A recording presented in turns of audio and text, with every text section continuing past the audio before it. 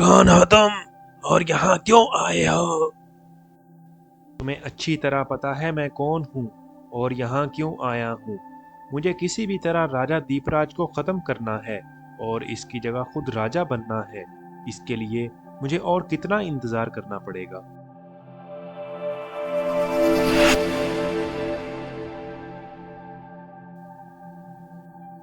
तुम फिक्र ना करो, तुम्हारा काम बहुत जल्द हो जाएगा। मैं कल ही राजमहल जाऊंगा।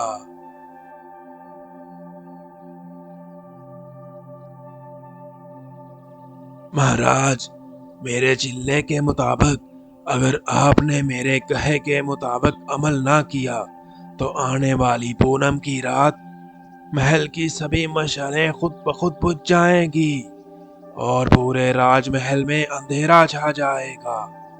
तब आपकी सल्तनत पर ना खत्म होने वाला साया छा जाएगा। अरे बाबा, ये आप क्या कह रहे हैं? मुझे ऐसा क्या करना होगा जिससे मेरी सल्तनत को बचाया जा सके? यहाँ से काफी दूर एक शमशान घाट है। इधर एक सूखे हुए पेड़ के ऊपर बेताल का एक पुतला लटका हुआ है।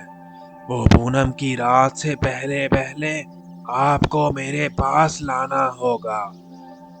अगर वो ना ला सके तो इस काले साए से राजमहल को कोई नहीं बचा सकेगा, मैं भी नहीं। बाबा, आप फिक्र ना करें। मैं कल ही इस बेताल के पुतले को लेने के लिए निकल जाऊंगा। इसी शमशान घाट में बेताल की रूह भटक रही है। वो इधर जाने वालों को अपनी कहानियों में उलझा लेती है और जो इसका जवाब ना दे पाए उसे वहीं खत्म कर देती है। इतना कहकर तांत्रिक वहां से चला जाता है।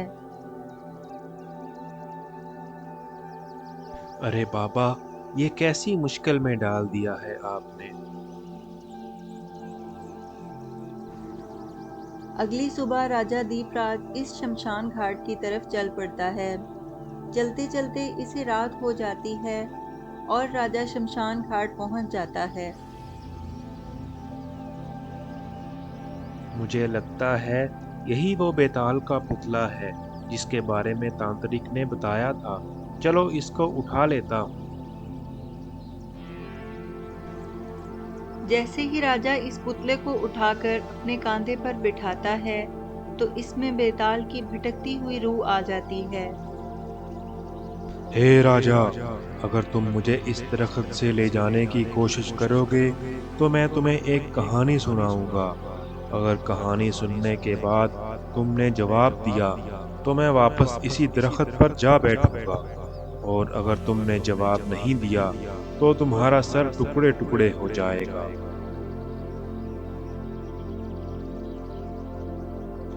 मुझे तुम्हारी शर्त मंजूर है। राजा दीपराज बेताल की शर्त कबूल कर लेता है और बेताल उसे कहानी सुनाने लगता है। एक जगह तीन भाई गामू, हामू और कम्मू रहते थे। तीनों भाइयों को एक ही खूबसूरत लड़की से मोहब्बत हो गई। एक भाई ने जादुई कश्ती, दूसरे ने आईना और तीसरे ने ऐसी दवा तैयार की जो मुर्दे को जिंदा कर सकती थी।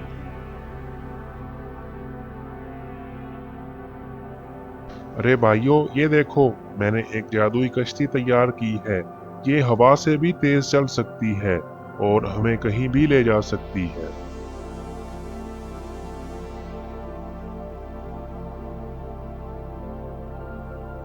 मैंने एक जादुई शीशा तैयार किया है जिसमें दुनिया का कोई भी मंजर देख सकता हूँ। मैंने एक ऐसी दवा तैयार की है, इससे कोई भी मुर्दा जिंदा हो सकता है या जितना भी बीमार हो वो एक पल में ठीक हो जाएगा।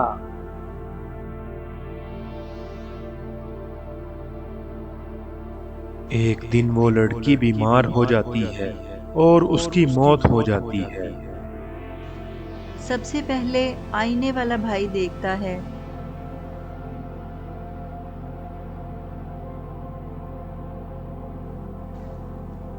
अरे ये क्या? हमारे ख्वाबों की राजकुमारी को क्या हो गया? इसकी मौत हो गई है। हमें इसी वक्त इसके पास जाना चाहिए। चलो मेरी कश्ती में बैठकर चलते हैं। जैसे ही वो तीनों वहां पहुंचते हैं तो लड़की मुर्दा पड़ी होती है। कम्मू अपनी दवा लड़की के मुंह में डालता है तो वो इसी वक्त जिंदा हो जाती है। तो बताओ, इन तीनों में से लड़की पर सबसे ज्यादा हक किसका है?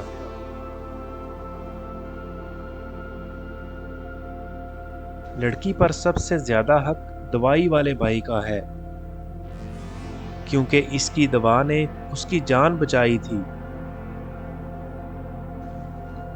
बेताल कहका लगाते हुए वापस दरख्त पर जा बैठता है। राजा इसे फिर उठाकर अपने कांधे पर बिठा लेता है। इसके बाद बेताल ने दूसरी कहानी शुरू की। एक बार 3 दोस्त शिकार के लिए जंगल गए। इनके साथ एक वादा था, जो कुछ भी वो शिकार करेंगे बराबर बांटेंगे। शिकार के दौरान इन्हें एक सुनहरी हरण मिला, जिसे पकड़ने के बाद तीनों में झगड़ा हो गया कि हरण किसका होगा। ये हरण मुझे दे दो, मैं इसको पाल लेता हूँ। हो सकता है आने वाले वक्त में ये हमें फायदा दे सके। ये हरण मुझे दे दो, मैं इस हरण को बेच आता हूँ और इससे काफी पैसा हासिल होगा। फिर मैं तुम दोनों को तुम्हारा हिस्सा दे दूंगा। मेरे ख्याल से इस हरण को जंगल में वापस छोड़ देना चाहिए। हो सकता है इसके बच्चे इसका इंतजार कर रहे हों। हमें कोई और शिकार मिल जाएगा। तो बताओ, इनमें से सबसे वफादार दोस्त कौन था? वो दोस्त जो इस हिरण को जंगल में छोड़ने की बात कर रहा था, क्योंकि वो अपने वादे के मुताबिक किसी लालच के बगैर सही फैसला कर रहा था।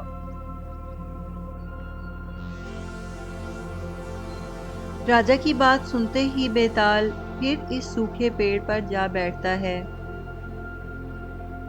राजा ने फिर बेताल के पुतले को उठा लिया और चल पड़ा। बेताल अगली कहानी शुरू कर देता है।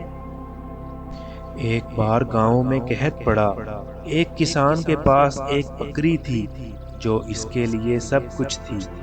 गांव वालों की भूख को देखते हुए किसान ने बकरी कुर्बान कर दी ताकि सबको खाना मिल सके।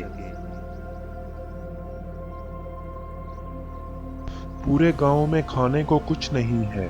मेरे पास एक बकरी बची है, इसे ही काट देता हूँ ताकि गांव वालों को पेट भर के खाना मिल सके।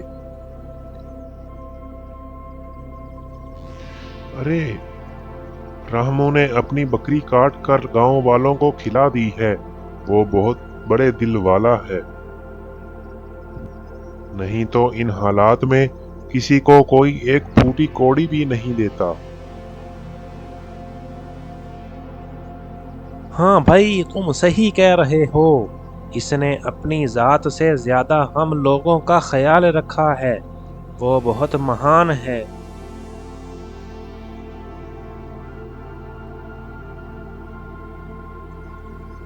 अरे, इस रहमू किसान को देखा है?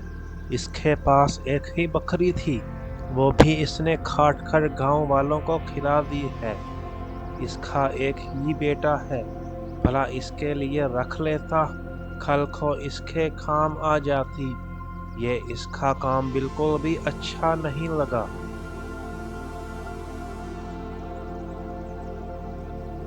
इस रहमू से बड़ा बेवकूफ कौन हो सकता है? वो ये बकरी अपने बेटे के लिए बचा कर भी तो रख सकता था। यही इसके लिए अच्छा होता। ऐसे उसने काट दी तो खत्म हो गई। तो बताओ राजन, किसान ने सही किया या गलत किया? किसान ने बिल्कुल सही किया, क्योंकि इसने अपनी जात की बजाय पूरी बरादरी के बारे में सोचा। यही एक आम आदमी को महान बनाता है, इसका काम और इसकी नीयत। बेताल ने राजा का जवाब सुना तो फिर दरख्त पर जा बैठा। राजा ने फिर बेताल को दरख्त से उतारा और अपने कंधे पर बिठा लिया। सुनो बेताल, अगर तुम कहानियों से बाज नहीं आओगे तो मैं भी राजा हूँ, मैं तुम्हें लेकर ही जाऊंगा। चलो मैं एक और कहानी सुनाता हूँ और तुम्हारा इम्तिहान लेता हूँ कि तुम मेरी पहेली सुलझा पाते हो या नहीं। एक राजा ने अपनी रियासत के लिए एक खूबसूरत महल बनवाया। इस महल की बुनियादों में कुर्बानी के तौर पर किसी नेक इंसान की बलि देने की जरूरत थी। एक बुजुर्ग ने अपनी जान की बलि दे दी। पंडित जी के मुताबिक इस राजमहल के लिए एक इंसान की जान की बलि देनी पड़ेगी। हमारे राज्य में है कोई ऐसा इंसान जो हमारी सल्तनत के लिए अपनी जान कुर्बान कर सके?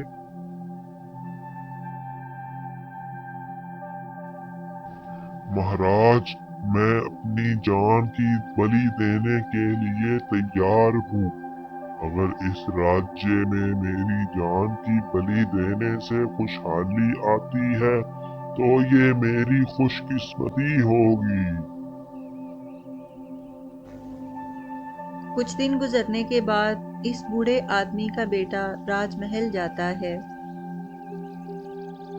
महाराज, मेरे बाबा ने आपके राजमहल के लिए अपनी जान की बलि दे दी और आज हमारा पूरा खानदान फाके करने पर मजबूर है। हमारे पास ना कुछ खाने को है, ना रहने को छत है। मेहरबानी करके हमारी मदद कीजिए और हमें कुछ पैसे और रहने को छत और खाने को दीजिए।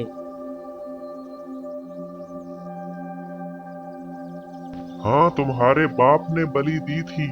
इसने ये काम अपनी मर्जी से किया था। वो ना करता तो कोई और कर देता। मेरे पास इतना फजूल धन दौलत नहीं है कि मैं तुम जैसे लोगों में मुफ्त में बांटता फिरूं। आज ही अपना पूरा खानदान लेकर इस राज्य से निकल जाओ। अब तुम्हारी इधर कोई जगह नहीं है और ना ही कोई जरूरत है। इस तरह इस राजा ने इन गरीबों को अपने राज्य से निकाल दिया। तो बताओ राजा, क्या उस राजा ने गलत किया या सही किया? इस राजा ने बिल्कुल गलत किया। नेक दिल इंसान की कुर्बानी के बाद इसके खानदान को इंसाफ और एहतराम मिलना चाहिए था, ना कि जुल्म। राजा की बात सुनकर बेताल फिर से दरख्त पर जा बैठता है। हे राजन, तुम्हारा दिमाग है या मशीन है? मेरी हर पहेली पल भर में सुलझा देते हो। राजा बेताल को फिर अपने कंधे पर उठा लेता है। तुम्हारी ये भूल है बेताल कि मैं तुमको इधर छोड़कर यहाँ से चला जाऊंगा। मैं तुम्हें लिए बगैर नहीं जाने वाला। तो ठीक है, मैं तुमसे एक आखिरी पहेली पूछता हूँ। अगर तुमने सुलझा दी तो मैं तुमको एक राज बताऊंगा, क्योंकि तुम सरासर एक धोखे में हो। ठीक है, तुम अपना ये शौक भी पूरा कर लो। एक गांव में एक गरीब लकड़हारा रहता था। एक दिन इस गरीब लकड़हारे को एक जादुई कुल्हाड़ी मिली, जिससे वो और ज्यादा लकड़ी काट सकता था। इसका एक अमीर पड़ोसी था, इससे कुल्हाड़ी छीनना चाहता था। काश ये कुल्हाड़ी मुझे मिल जाए तो मैं बहुत ज्यादा लकड़ियां काट कर उन्हें बेचूंगा। फिर मैं इस गांव का सबसे अमीर तरीन आदमी बन जाऊंगा। एक काम करता हूँ, इसकी कुल्हाड़ी चोरी कर लेता हूँ। रात को जब गरीब लकड़हारा सो रहा होता है तो इसका पड़ोसी इसकी जादुई कुल्हाड़ी उठाकर ले जाने लगता है, तो वो उसे देख लेता है।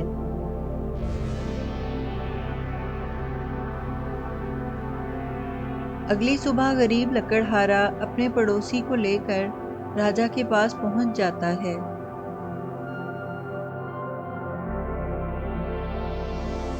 महाराज, ये कुल्हाड़ी मेरी है। मैं एक गरीब लकड़हारा हूँ। ये कुल्हाड़ी मुझे जंगल में एक साधु बाबा ने दी थी। नहीं महाराज, ये झूठ बोल रहा है। ये कुल्हाड़ी मेरी है। तो बताओ राजन, इस राजा ने इन दोनों को एक इम्तिहान में डाला और फैसला किया कि कुल्हाड़ी का असल हकदार कौन है। बताओ उस राजा ने क्या किया होगा। इस राजा ने इन दोनों का एक इम्तिहान लिया होगा ताकि पता लगाया जा सके कि कुल्हाड़ी किसके दिल के ज्यादा करीब है, और गरीब लकड़हारे को कुल्हाड़ी वापस कर दी होगी। अच्छा, एक काम करते हैं, मैं इस कुल्हाड़ी को तोड़ देता हूँ। ना रहेगा बांस, ना बजेगी बांसुरी, ना कुल्हाड़ी होगी, ना तुम्हारी लड़ाई होगी। क्या ख्याल है तुम दोनों का? हाँ, ये ठीक है। अगर ये कुल्हाड़ी मेरे पास ना रहे तो इसके पास भी ना रहे। ऐसे तो ये मुझसे अमीर हो जाएगा। ठीक है महाराज, इस कुल्हाड़ी को तोड़ दिया जाए, मुझे कोई इतराज नहीं है। नहीं, मैं इस कुल्हाड़ी को नहीं टूटने दूंगा। ये इतनी मुश्किल से मुझे मिली है। महाराज, आप इस कुल्हाड़ी को मत तोड़ें। आपने इसे देनी है तो दे दें। मैं आपके फैसले को कबूल कर लूंगा। तो ठीक है, ये मेरा फैसला भी सुन लो। ये कुल्हाड़ी इस गरीब लकड़हारे की ही है। ये इसके हवाले की जाए। तुम तो बहुत अक्लमंद निकले। मैं भी तुम पर एक राज फाश कर देता हूँ। वो तांत्रिक तुम्हें धोखा दे रहा है। वो मुझे हासिल करके अपनी ताकत को बढ़ाना चाहता है। अगर तुम मुझे इसके हवाले कर दोगे तो वो तुम्हारे राज्य को बर्बाद कर देगा। तांत्रिक एक दूसरे राजा दीपाल से मिला हुआ है। उन्होंने तुम्हें इसके लिए शमशान घाट में भेजा ताकि तुम मेरी पहेली में उलझ जाओ और इधर ही मारे जाओ। लेकिन तुम्हारी अक्लमंदी और दानिशमंदी ने तुम्हें बचा लिया। अब फैसला तुम्हारा है। मुझे लेकर जाना है या इस झूठे तांत्रिक को सजा देनी है। राजा दीपराज ने बेताल का शुक्रिया अदा किया और इस तांत्रिक और राजा दीपाल के इरादे को नाकाम बना दिया और इस तांत्रिक को काल कोठड़ी में डाल दिया।